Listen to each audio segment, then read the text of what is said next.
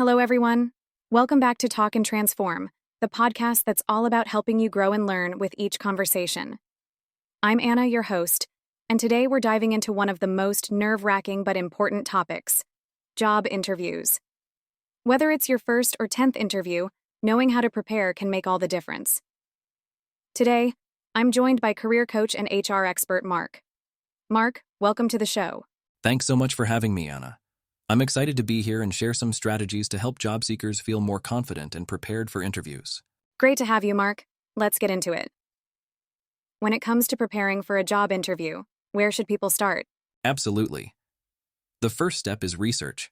Knowing about the company, the role, and even the team can make you feel so much more confident. Check out the company's website, read recent news about them, and explore their social media to understand their culture and values. I love that. It can feel like you're studying for a test, but in a way it really is like that.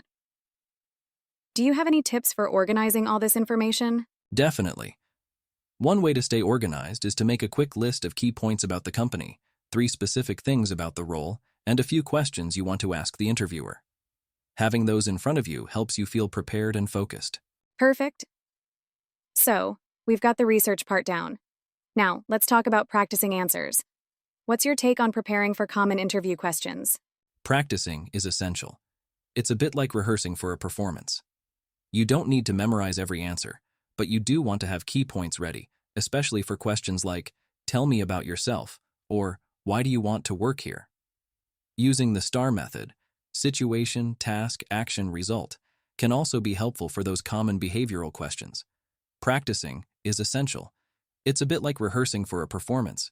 You don't need to memorize every answer, but you do want to have key points ready, especially for questions like, "Tell me about yourself," or "Why do you want to work here?" Using the STAR method, situation, task, action, result, can also be helpful for those common behavioral questions. Yes, the STAR method is great. It keeps answers focused and relevant. Could you give us a quick example? Sure. Let's say you're asked, "Can you tell me about a time when you solved a problem at work?" You'd start with the situation. Describe what was happening. Then the task, what you needed to accomplish. Follow that with the action you took, and finish with the result, what happened because of your action. That's so clear. Now, Mark, interviews aren't just about answering questions, right? Body language can make a big impact too, correct? Absolutely. Nonverbal communication is huge. Sitting up straight, making eye contact, and smiling all help convey confidence.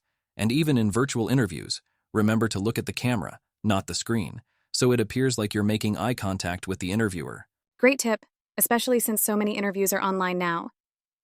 Speaking of which, do you have any advice specifically for virtual interviews? For sure. Virtual interviews require a bit of setup. Make sure your background is tidy, your internet connection is stable, and that you have good lighting so the interviewer can see you clearly. Also, keep your resume and any notes within reach in case you need to reference them. Very practical advice. Now, Mark, what about those final moments when the interviewer asks, "Do you have any questions for us?" What's your take on that? That's a great opportunity to show your interest. Ask thoughtful questions that show you're genuinely interested in the role and the company's future. You might ask about the team culture, what a typical day looks like, or opportunities for growth. It shows you're considering the long term, not just the job. I love that. It really demonstrates that you're interested in being part of the company's journey. Mark, thank you so much for these practical tips. I think our listeners are going to feel a lot more confident in their next interviews. It was a pleasure, Anna. I hope everyone listening feels a little more prepared to tackle their next interview. Thank you again, Mark. And for all our listeners, don't forget to subscribe, leave a comment, and share this episode with anyone who might need a little boost for their next interview. Until next time, keep learning, stay confident, and go ace that interview.